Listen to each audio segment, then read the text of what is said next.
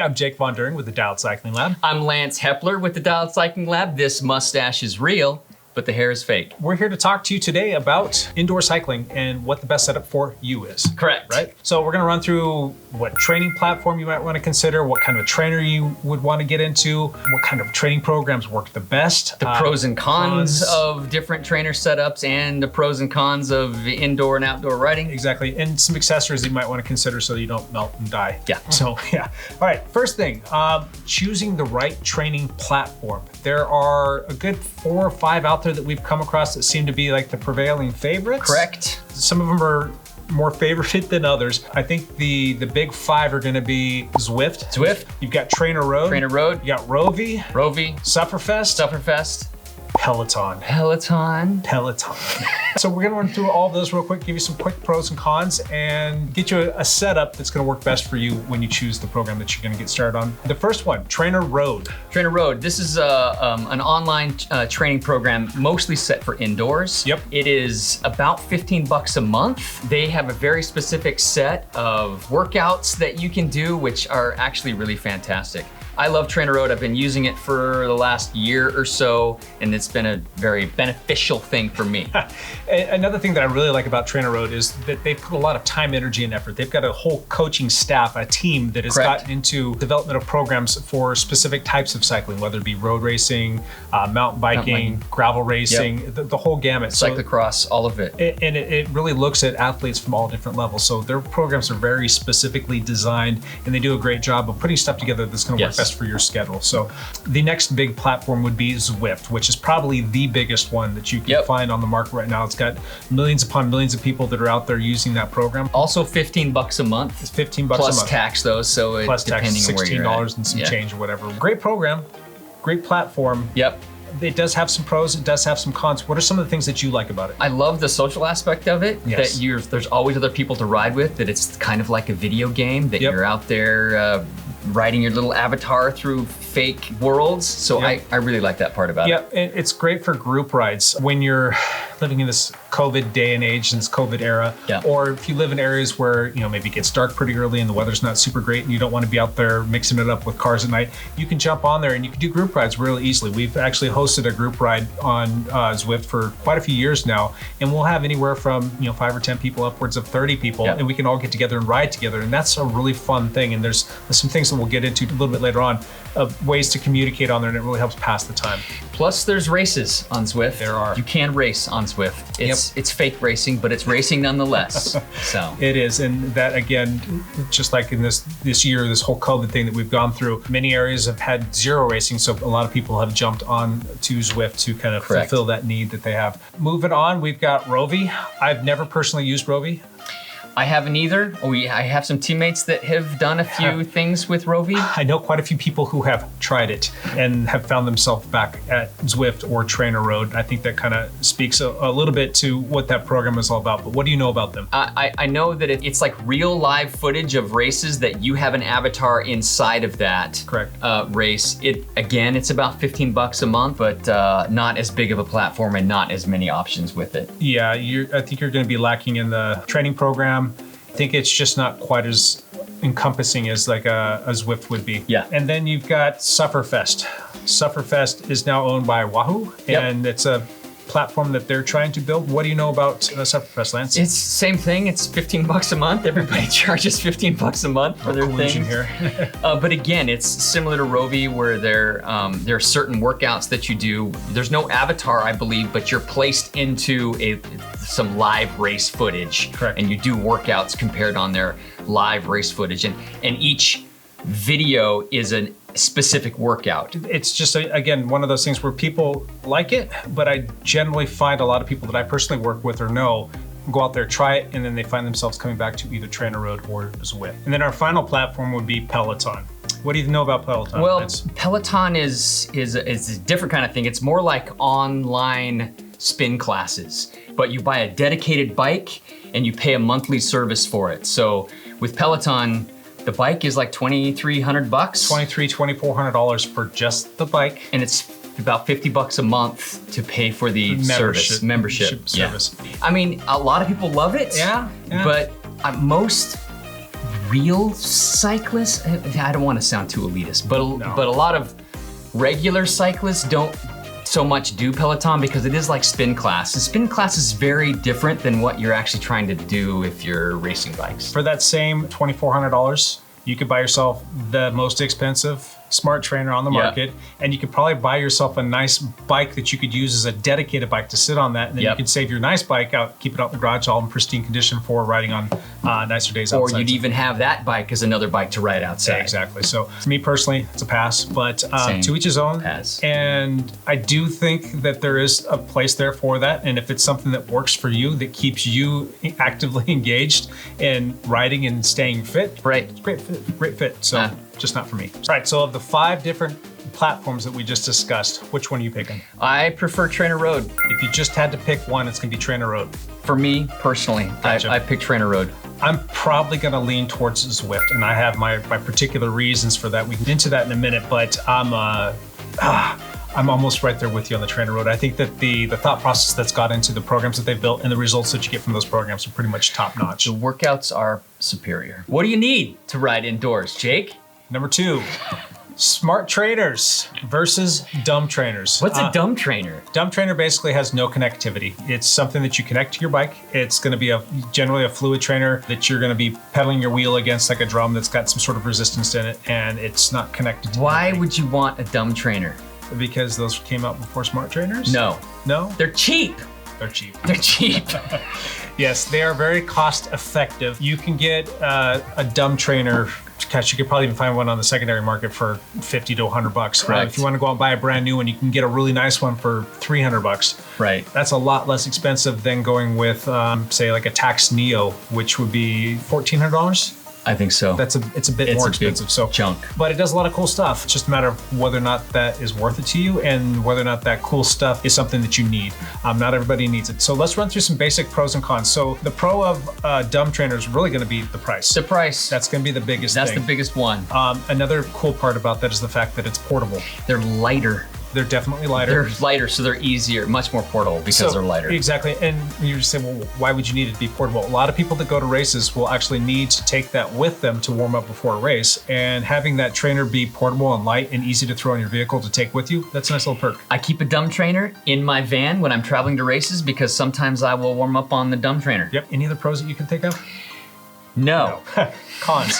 So, with cons, you're not going to get anything from it. I mean, you're going to have to put all the sensors on your bike. You're going to have to put a power meter on there. You're going to put a speed sensor on there. You're going to have to put a cadence sensor on there. So now you're having to buy 3 different sensors just to get the basic metrics if you're going to want to stay on some sort of a regimented training program. Correct. They're not as precise. They are not as precise. They're super loud. You can cheat with them very easily. Especially if you can go online. If you want to win a race on Zwift, get yourself a dumb trainer. Do it on a dumb trainer. There's no erg mode. We'll get into that in a second because you're probably asking what's what erg is mode? erg mode? It doesn't talk to the program. You're just spinning along and watching something on the screen. Whereas with the smart trainer, if the road goes uphill, it gets harder to pedal. If it goes downhill, it gets easier to pedal. So that's the beauty of that. So we're going to go into the pros of a smart trainer. It has all the things that the cons of a dumb trainer has. Yeah. So it's super connective. It makes it be a real world feel.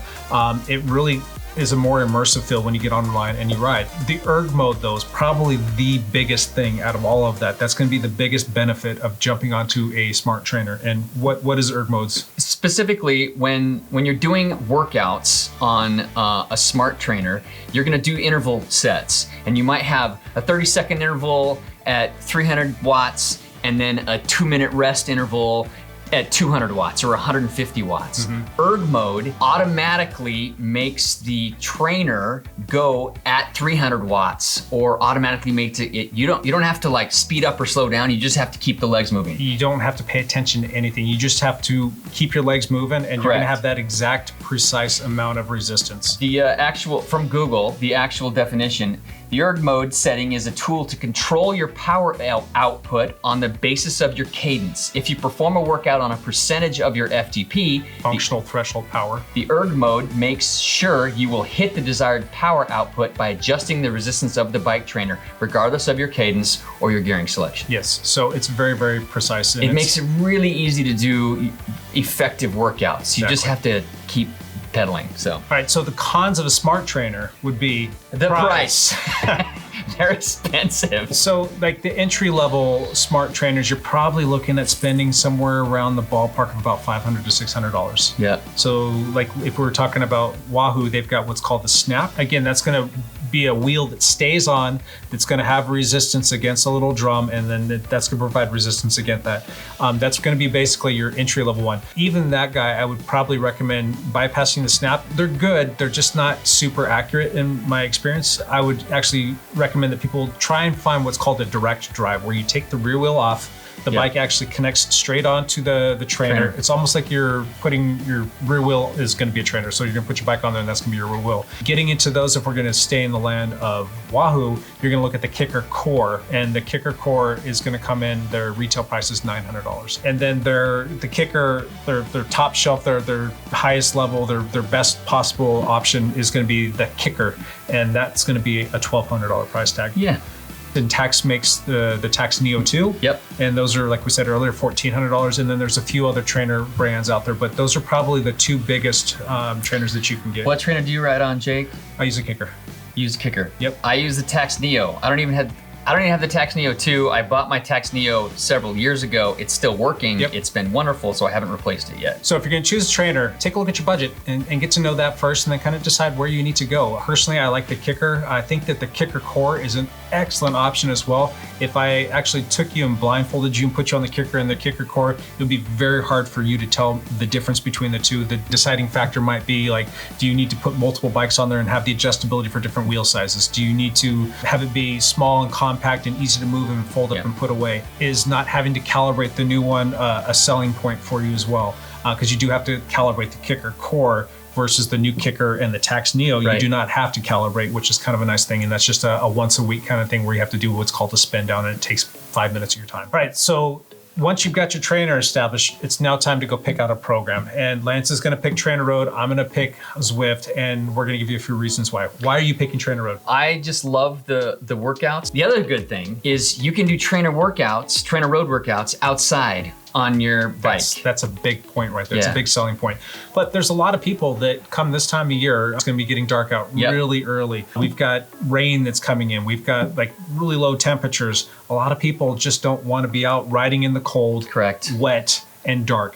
So the next best thing is, well, I'm going to keep my fitness. I want to get stronger. I'm going to ride indoors. If that's the case, then maybe for some people, Trainerroad isn't quite a necessity. That's correct. When we talk about being social and wanting to go do group rides, wanting to go do races, or just ride with, like you and I can go ride with each other. You can be at your house, I can be at my house. We can meet up, we can ride together, do workouts together. What are you doing to supplement that when you're using Trainerroad? Well, I have a Zwift account as well. So I still do Zwift, even though I have Trainerroad as well. Yeah. Cue the cash register side.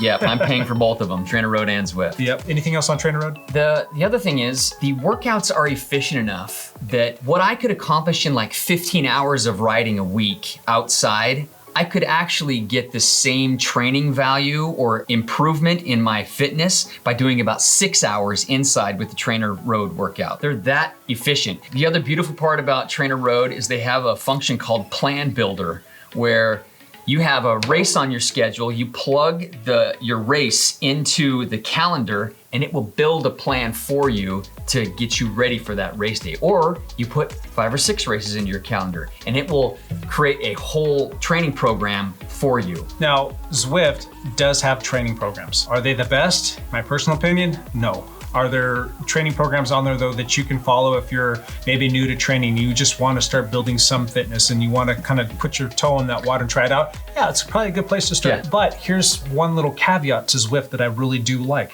You can go in and build your own customized program. You can. And they don't go away. As long as you're paying for your account or your account's active, you can access those any point in time. You can create those. And the reason why I'm going to go with Zwift is because of the group rides. Those are a fantastic way to go past a big chunk of time working out with your friends, doing stuff that's pretty difficult for you to do by yourself. Yep. I mean, let's be honest, sitting on a trainer for 2 hours, that can be a big ask for a lot of people. But when you do it in a group setting though, that goes by so fast. It does, especially if you've got like the Discord app where you can talk to each other and you're following a course or you're racing up a hill or we're all trying to hold a specific speed, or it just brings the group aspect back in. Okay, so to go back on Zwift real quick, we've got a list of pros. We've got training programs that you can follow on They're there. You've Yep. got custom programs that you can build. You've got group rides that you can host and be a part of. You can create your own meetup. You've got races. They do all kinds of challenges. Correct. And they've got what are called pacer bots, which is kind of a newer thing to Zwift over the past couple months.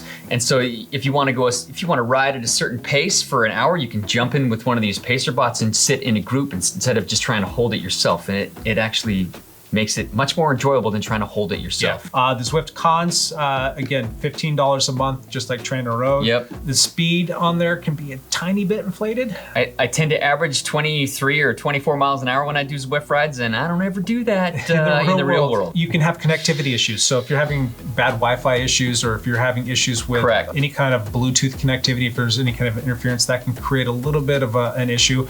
Usually, though, you can get that stuff sorted out in the beginning. It's not a problem moving forward, but it is something to be aware of. It is. The other thing with the con with Zwift is you can't take the workouts they have and they can't be pushed your head unit so you could do the workouts outside. And you can do that with Trainerroad, which is a feature I love. All right, so quick pros of the Trainerroad. Indoor workouts. The indoor workouts, they're very efficient. Yep.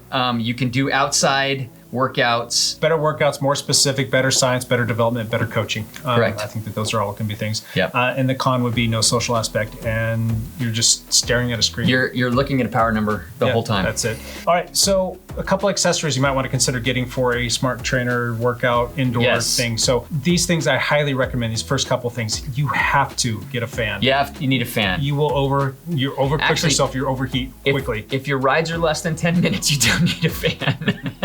But you need a fan. Yeah. And you're going to find yourself sweating quite a bit. So I would recommend getting some sort of a mat or like an old towel at a minimum on a hard surface to put underneath you. Or a yoga mat. A yoga mat works out pretty well as well. For fans though, there's a couple different ways that you can go about this. You can just work with the basic fan, but sometimes when you first get on a trainer, you don't want the fan all cranked up high because you're not cold yet. So you can do a couple different things. A couple different hacks would be fans that have a remote control that you can adjust up and down. Those aren't terribly expensive. I think you can get something in that $40 to $50 range. Another really good option would be the headwind that's made by Wahoo.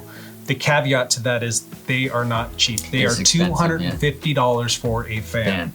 But there are some upsides to it, and I do have one, and I do have to say I'm glad that it's money that I spent because I think it's got great value. It connects to your whole setup, and you can run it 3 different modes. There's a manual mode that you can actually connect with your phone, and you can have your phone right there and you can adjust up and down. Turn it up or down. The volume, and this thing blows pretty freaking strong. It does. It's got a nice channel of wind that blows on you really hard or nice and soft. The second option that you can do is actually connect it to the Zwift workout, and as you ride, the faster you ride, the more it blows. So it gives you more of an immersive feel. The downside to that though is when you start to climb. When you're climbing, you're working the hardest, you're sweating, you're hot, and you're not going very fast. So if you're not going very fast, the wind is very low. So that becomes kind of counterintuitive. You don't want that particular setup. So if you're doing a lot of climbing, don't use that function. The third function, which is actually really smart. It's my favorite. Is the fact that you can connect it to a heart rate monitor. Yep. You can set up the parameters as to when it turns on. So when your heart rate hits X, you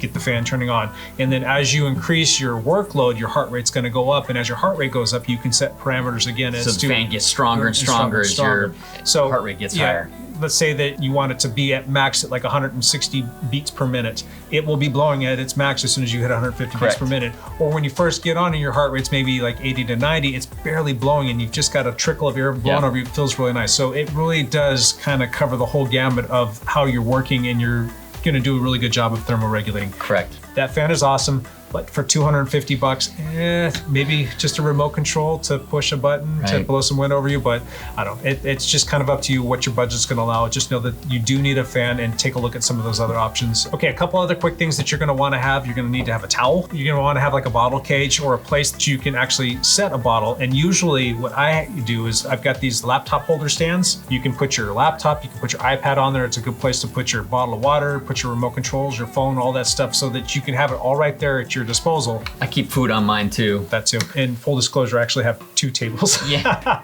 Well, actually, sometimes even 3. I use the Wahoo desk, which is an adjustable thing that goes up and down, and you can clip in an iPad really easily. You can put your computer on it. And the reason why I have that is because I generally do like to multitask when I'm doing like a low zone 2 ride and I'm just kind of locked in and going at low watts for, an hour to 2 hours. You're on there I'm editing typing these videos, right? Exactly. I'm typing away, I'm editing, I'm doing all kinds of stuff and getting emails back out to people. So I think for trainers, this is just a little bonus thing, is a great way to multitask. If you were short on time, you can, a lot of times, depending upon the workout, you can get multiple things done at a time. So Discord that we talked about earlier, if you're riding with other people, definitely look into Discord. It's a great way to communicate with people, and it sounds pretty good. And you can wear like wireless headphones and you can hear people that way as well. One other thing, the stationary position for some people can be a bit killer. So you need to make sure that you remember to move position. So having a smart trainer will help you with that, because you're going to be up and down. You're going to cause your back to articulate. Wahoo makes this thing called the Kickr climb, which actually adjusts the front angle that makes you go up and down. It can be seen as a little bit gimmicky, but for people that do ride a lot on a trainer and they're putting in long hours, to have that articulation, that movement going up and down and causing your body to change positions will actually help you ride longer and have your hips and your back and your neck and your knees all kind of have a little bit of a reprieve, because you're moving around a little bit. You're not just stuck in this one linear position, pedaling, doing the same thing for hours on end. Riding indoors can be a bit expensive. It can. The best options are smart trainers, and smart trainers are spendy, so it can be expensive. But once you get set up, these things last for a long time. Yeah. They last for a really long time. You can use them for many years to come, and it's something that it's going to be an investment into your future of being a cyclist. Yeah. All right, so we hope that helped you out a little bit. If you have any questions, feel free to ping us in comments. If we missed anything, ping us in comments. We missed something. Yeah, I'm sure we did. And there's that little like and subscribe thing too. If you like what you hear here, we'll keep putting out more stuff. Good luck with your training adventures. We'll see you on the next one. Bye for now.